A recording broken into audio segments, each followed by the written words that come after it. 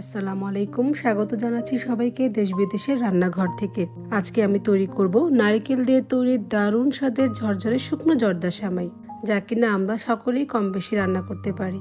চলুন দেখে নিই উপকরণগুলো এক নজরে।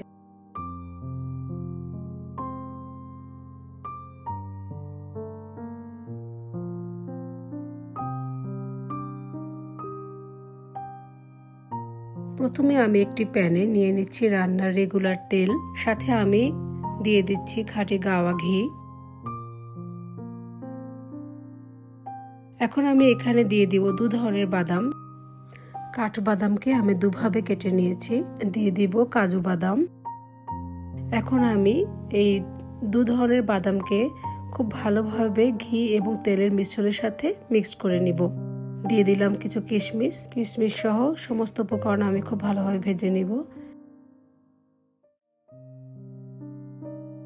দিয়ে দিচ্ছি শুকনো সেমাই।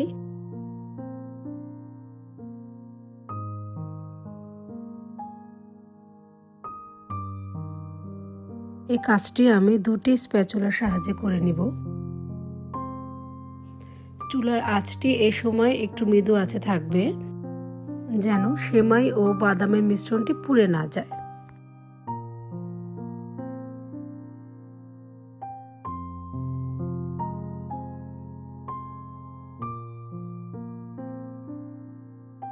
বাদাম ও সেমাই ভাজা হয়ে গেলে এখন আমি দিয়ে দিব পরিমাণ মতো চিনি।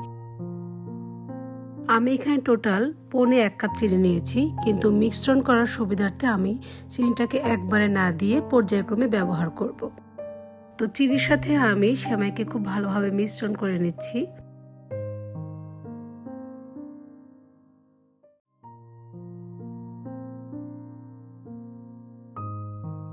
এখন আমি আবার কিছু চিনি দিয়ে দিব।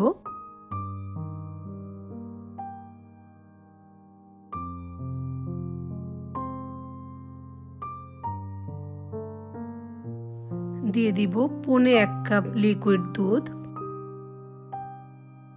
এবং একই সাথে দিয়ে দিব 1/3 কাপ পানি। এখন আমি সেমাই ও দুধকে ভালোভাবে মিশিয়ে নিব।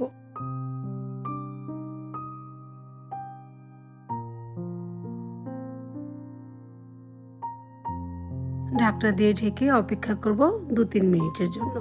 2 থেকে 3 মিনিট পর ঢাকনাটি খুলে আমি সেমাইয়ের মিশ্রণটিকে খুব ভালোভাবে উল্টে পাল্টে মিশিয়ে নিব। দেখতেই পাচ্ছেন সেমাই এবং দুধের মিশ্রণটি অনেকটা নরম হয়ে এসেছে।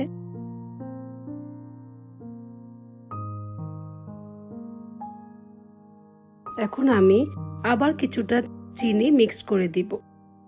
এই চিনি থেকেও যথেষ্ট পরিমাণ পানি বের হবে, যা থেকে আমাদের সেমাইটি মোটামুটিভাবে সেদ্ধ হয়ে আসবে।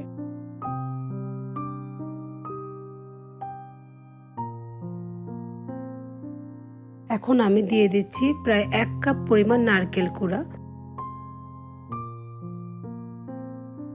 এখন আমি নারকেল কুড়ার সাথে দিয়ে দিব অল্প পরিমাণে ঘি। ঘি দেওয়ার পর এখন আমি নারকেল, সেমাই ও ঘিয়ের মিশ্রণটিকে খুব ভালোভাবে মিশিয়ে নিব।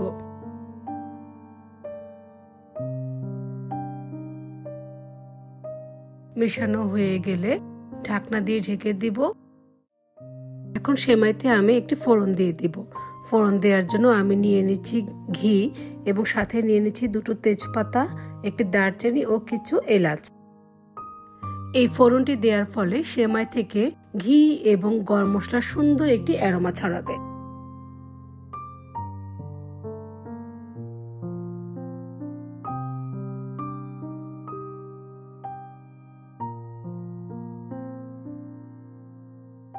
সেমাইয়ের পাত্রটি চুলাতে থাকা অবস্থাতেই 2টো কাঁটা চামচের সাহায্যে আমি এখন সেমাইগুলোকে ছড়িয়ে দিব।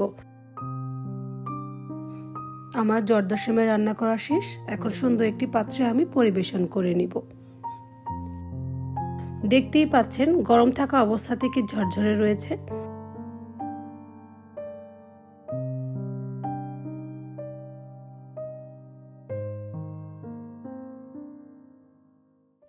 এখন আমি গার্নিশের জন্য সেমাইয়ের উপর কিছু নারকেল কোড়া দিয়ে দিব। আশা করি আপনারা সকলে আমার এই রেসিপিটি ট্রাই করবেন। Thank you for watching.